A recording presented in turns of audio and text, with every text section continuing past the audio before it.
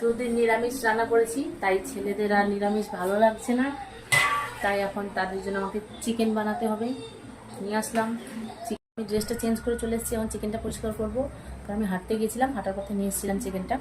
তো চলো পরিষ্কার করে নিই। আগে মশলাটা রেডি করে নিই, যেহেতু অল্প মাংস তাই অল্প মশলাই দেবো। আর আমাদের এখানে রসুনটা একটু বেশি চলে, আমরা একটু রসুনটা বেশি খাই।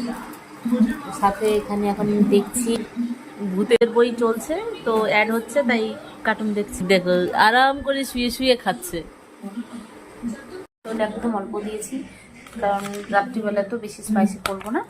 তো আমি মশলা শিলপাটাতেই করি, কারণ মিক্সি বাটা ভালো লাগে না। আর এক নম্বর মিক্সিটা খারাপ হয়ে গেছে, ঠিক করা হয়নি, তো করিয়ে নি এই কারণে, কারণ আমার শিলে বাটা মশলাটাই ভালো লাগে। তো এখানে অল্প মশলা বেটে নেব।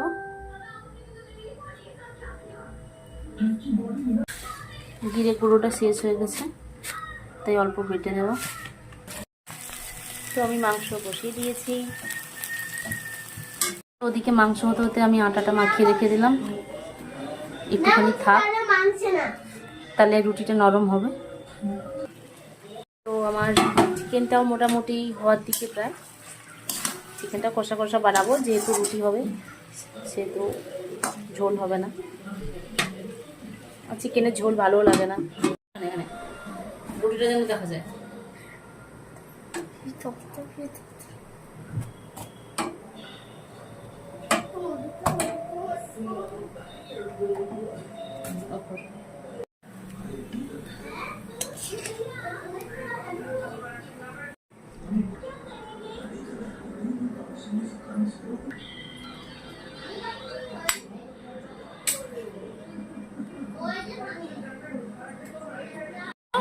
এখন হ্যাপি